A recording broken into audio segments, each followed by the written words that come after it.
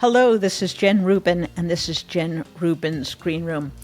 We talk on a Tuesday when the Middle East seems once again to be spinning out of control. Republicans in Congress once again are doing Donald Trump's business and doing their best to wreck a possible deal that would allow funding for Ukraine and also probably the most important border security deal in decades. And to top it all off, Republicans seem bent on nominating Donald Trump, who more often than not seems to be absolutely nuts. So, wow. Meanwhile, we do have an ongoing campaign, almost, maybe, on the Republican side. Nikki Haley is hanging in there, but she is actually doing something productive now. And that is, she is pointing the finger at Donald Trump and saying he's nuts, he's unfit. And that has its benefits. It may not win her the nomination. In fact, it almost certainly will not.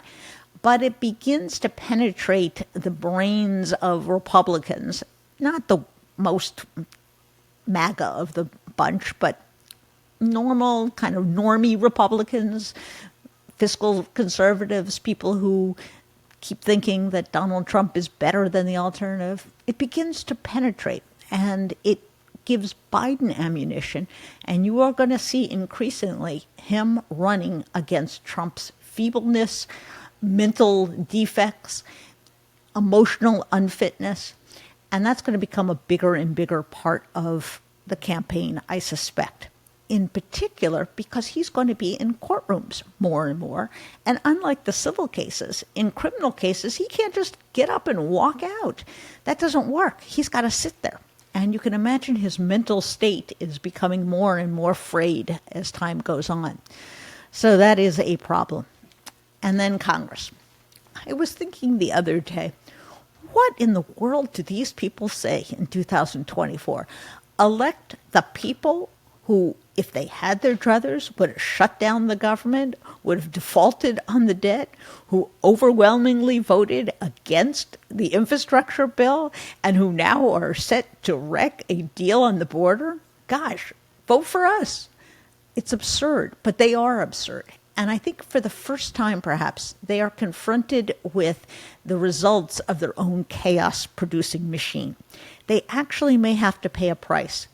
Unlike the budget deals, unlike the debt, when Democrats pulled their chestnuts out of the fire by keeping the government operating and by keeping the United States from losing its credit rating, here they are exposed. We're all going to see this is what they're all about.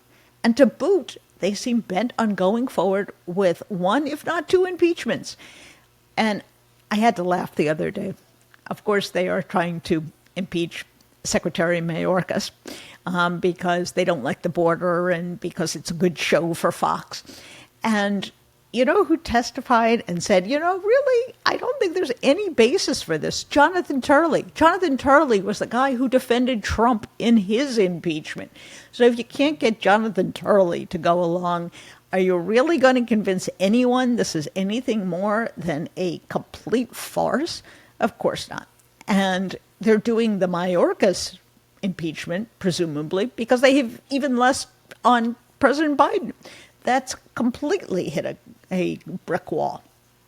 So I think more and more you're going to see the difficulty that certainly people in swing districts and swing states are going to have trying to convince people that we should allow these people to govern, because of course we shouldn't.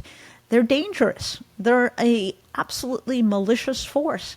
And oh, by the way, unless we get a deal that involves the border, we're going to sell out Ukraine. After all of this, after 2 years, can you imagine leaving them high and dry, leaving them in the claws of the Russian bear? It's almost impossible to imagine. But with this crew, you've got to imagine it. We are confronted now with two big problems. One, the ongoing tragedy in Gaza, in which Israel must respond after the massacre on October 7. And yet we are confronted with horrendous scenes of great suffering and destruction. And there does not seem to be an immediate end in sight. Now, as we speak on Tuesday, there is some talk about an extended ceasefire in which more of the hostages would be released, and God willing, that will come to be. But even then, it's no guarantee that the fighting will end entirely. So long as Hamas remains, so long as there are tunnels, so long as there is bomb manufacturing in Gaza, Bibi Netanyahu may insist upon going on and on and on, despite the fact he is absolutely on thin ice with the Israeli public. Only about 15% of the population supports him any longer. So that is brewing. And meanwhile, as we sit here on Tuesday, the president is contemplating a major response to the last attack on U.S. forces. We don't know what form that will take, but it's going to be another escalation of violence in the Middle East, which is becoming, as it usually is, the quagmire of most presidencies. We've had multiple presidents who wanted to pivot away from the Middle East. Well, they get sucked in despite their best efforts. Well, if you found this program interesting, if you find our other programs interesting, please tell your friends. They can follow and listen on Apple Podcasts, Spotify, YouTube, or wherever they get their podcasts. Bye-bye.